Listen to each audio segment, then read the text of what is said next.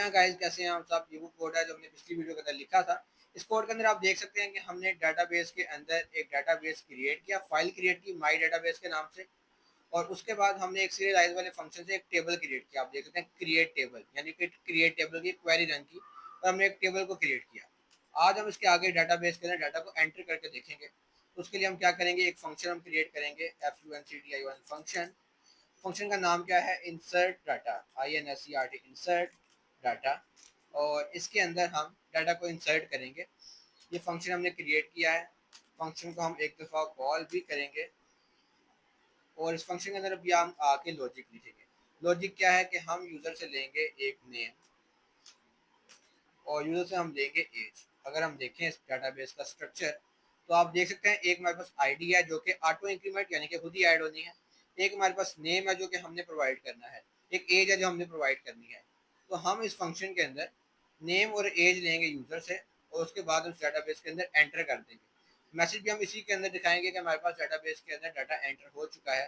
तो उसके लिए लिखने के लिए हम क्या करेंगे, हम यहाँ सिंपल db.run का यूज़ करेंगे। जैसे हमने ऊपर यूज़ किया ना db.run का, वैसे हम यहाँ भी db.run का ही यूज़ करेंगे। यहाँ आप देख सकते हैं db.run।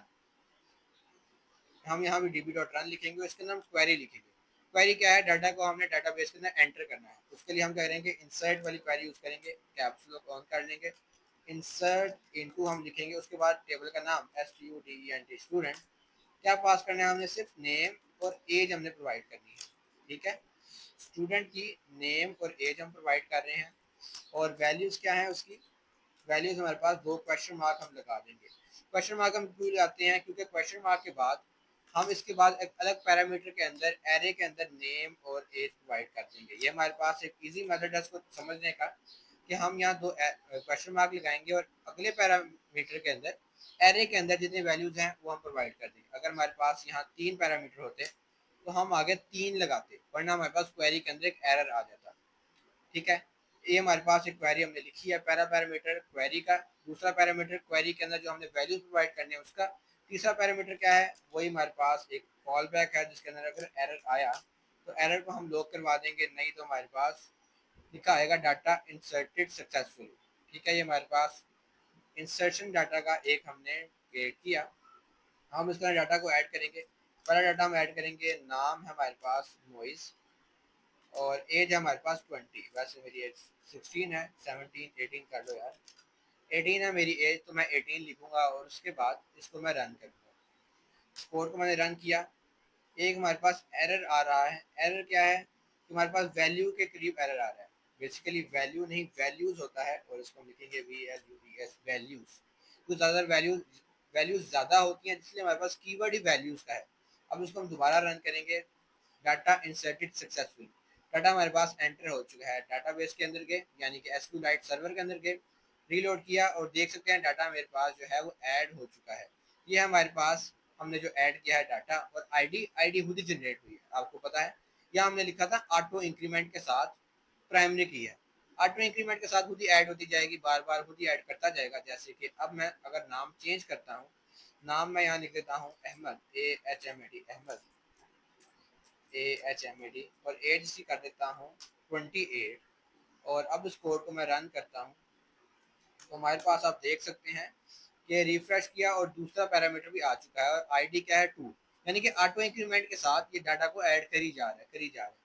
अगर मैं इसी को रन करता हूँ 5 दफ़ा और यहाँ मैं नेम चेंज कर देता हूँ, एक मैं रख देता हूँ नेम अली, एक मैं नाम रख देता हूँ उस्मान, एक मैं नाम रख देता हूँ JOHN जॉन, एक मैं नाम रख देता हूँ माइक, एक मैं नाम रख देता हूँ कैमरा, CAMERA, और एज में सबकी चेंज कर देता हूँ थोड़ी थोड़ी।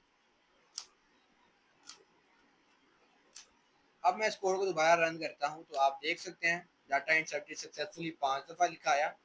और रीलोड करने के बाद हमारे पास 7 चीज़ें हो गई, 2 थी 5 और ऐड हुई 7 हो गई। सब चीज़ें हमारे पास ऐड हो गई हैं। ये हमारे पास था डाटा इंसर्शन का एक कोड, एक पैराग्राफ, एक हमारे पास फंक्शन, इसको हम यूज़ कर सकते हैं। अब इसको हम इस डाटाबेस वाले फाइल के अंदर तो यूज़ नहीं करेंगे, हम इसको यहाँ से निकाल लेंगे। इनको मैं रिलेज करूँगा और इसको मैं निकाल के ले आऊँगा इस वाले के अंदर, यानी कि मेन फाइल के अंदर। मेन फाइल के अंदर मैं ले आया, तो यहाँ से हमने इसको एक्सपोर्ट भी करना है, तो